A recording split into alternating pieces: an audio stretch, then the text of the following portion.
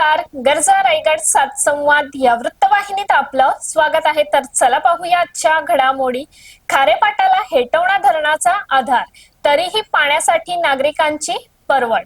पेण तालुक्यातील खारेपाट परिसराला पाणी पुरवठ्यासाठी महत्त्वाचा आधार असलेला हेटवणे हे धरण असून ज्या शहापाडा धरणातून खारेपाटाला पाणी पुरवठा होत असत, त्या शहापाडा धरणाची सध्याची स्थिती चिंताजनक बनली आहे।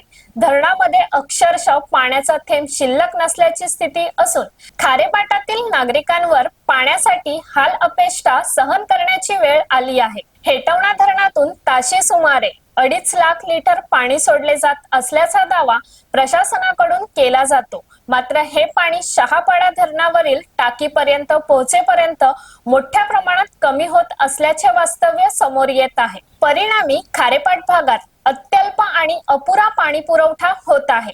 याहूनही गंभीर बाब म्हणजे जे पाणी नागरिकांपर्यंत पोहोचते ते अशुद्ध आणि प्रक्रिया विना असल्याचे दिसून येत आहे।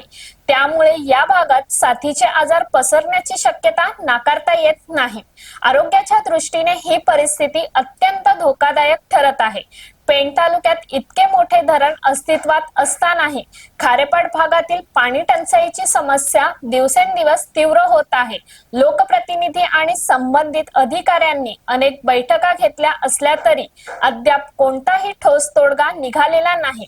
सध्या खारेपाट भागात आठवड्यातून केवळ एकदाच पाणी पुरवठा केला जातो, तोही अशुद्ध स्वरूपात। त्यामुळे नागरिकांमध्ये तीव्र नाराजी व्यक्त होत असून प्रशासनाने तातडीने लक्ष घालून स्वच्छ आणि नियमित पाणी पुरवठा करण्याची मागणी जोर धरत असली तरी पाणी पुरवठा खाता हतबल झाला असल्याचे पाहायला मिळत आहे। नवीन मुंबई आणि पेण तालुक्याला जो पाणी पुरवठा आज होत आहे तो फक्त या हेटवण्याच्या धरणातून होत आहे।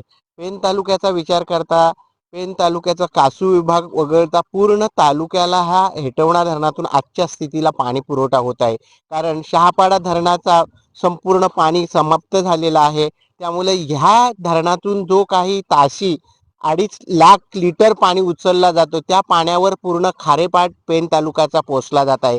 आणि आज विचार केला तर ह्या धरणाची अवस्था पाहिली तर मागच्या बाजूला बघितलं साधारणतः 60 ते 65% पाणी आजही शिल्लक आहे। म्हणजे साधारणतः विचार केला तर या धरण जर हा नसेल तर नवीन मुंबई आणि पेण तालुक्याची अवस्था काय होईल। फक्त या धरणावरच आज पेण तालुक्याची पाण्याची जी व्यवस्था पूर्ण चालू आहे ती ह्याच्या मुलाच आहे।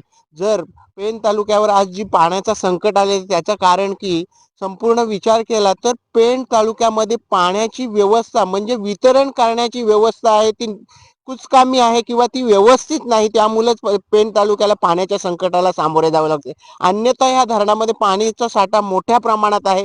पेण तालुक्याला कधीच पाण्याचं संकट येणार नाही, परंतु वितरण व्यवस्था पूर्ण सुधारावी हीच सर्व पेणकरांच्या नागरिकांची विनंती आहे की जी वितरण सुविधा जर चांगल्या प्रकारे झाली तर पेण तालुक्यात पाण्याचा संकट कधीच उद्भवणार नाही।